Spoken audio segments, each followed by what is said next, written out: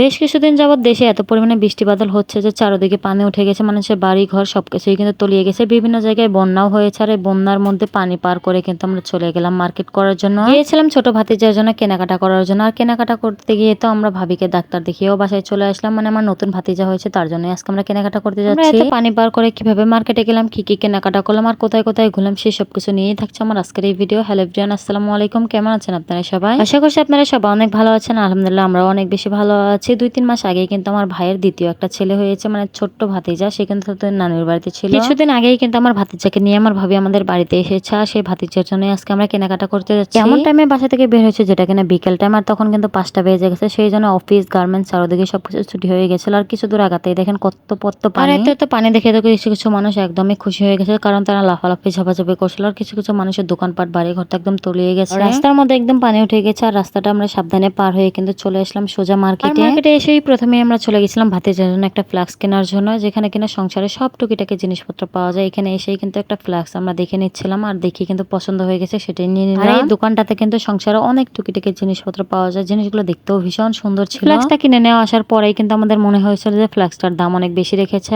কারণ এই ফ্লাক্সের যা মূল্য ছিল লেখা তার থেকে অনেক বেশি দাম চেয়েছিল এই দোকানদার। আমি নিজেও কিন্তু তেমন একটা দামাদামি করতে পারি না, সেই জন্য সব জায়গায় গিয়ে শুধু ঠকে ঠকে আসি। দোকানদাররা দেখলেই মনে হয় বুঝে যায় যে আমি একটা বোকা চন্দ্র। তারপরে কিন্তু আমরা ভাতিজার জন্য একটা ওয়াল ক্লথ দেখছিলাম দোকানে গিয়ে, আর একটা ওয়াল ক্লথ কিন্তু কিনেও নিয়েছি। ওয়াল ক্লথ কিনে শেষ করে কিন্তু আমি আর ভাবি চলে গেছিলাম একটা জুতার দোকানে। এখানে ভাবি কিছু জুতা দেখছিল, সাথে কিন্তু ভাতিজার জন্য জুতা দেখছিল। দুইজনের জন্য আমরা এখান থেকে 2 জোড়া জুতা নিয়ে নিলাম। আর চারদিকে শুধু জামা কাপড়ের দোকান, যেহেতু এখন বিশ্বকাপ চলছে, সব জায়গায় শুধু জার্সি আর জার্সি। তারপর একটা ছোট্ট দোকান থেকে 2 টাকা দামের সিঙ্গারা ছামচা কিনে আমরা খেতে খেতে চলে গেলাম আরেকটা জামা কাপড়ের দোকানে। আমরা এই দোকানে এসেছি ভাতিজার জন্য একটা রেডিমেড বিছানা কেনার জন্য, সেই জন্য আমরা বিছানাগুলো দেখছিলাম। আমাদের 2 ধরনের বিছানা দেখাচ্ছিল। এখানে ভালো আর সুন্দর দেখে কিন্তু একটা বিছানা আমরা কিনে নিলাম। দেখেন কত সুন্দর সুন্দর লেবু বিক্রি করছিল তার বাহিরে। আমাদের প্রায় কেনাকাটা শেষ, এখন আমরা চলে যাবো বাড়িতে। যখন এই গাড়ির কাছে গেছি তখনই ফারহান বাবার মনে পড়েছে যে আমাদের ডাইনিং টেবিলের জন্য একটা কভার দরকার। আমরা আরেকটা দোকানে চলে গেলাম ডাইনিং টেবিলের কিছু কভার দেখার জন্য। এখানে কয়েক ধরনের ছিল, সেগুলোই ফারহানের বাবা বেছে বেছে দেখছিল। তারপর আমরা এখান থেকে একটা কভারও নিয়ে নিলাম। আলহামদুলিল্লাহ ভালোভাবে কিন্তু আমাদের সবগুলো কেনাকাটাই শেষ। এই যে দেখেন আমার ভাতিজা কিন্তু একদম ঘুমিয়ে পড়েছে, আর এখন আমরা সোজা চলে এসেছি চান্দরাতে।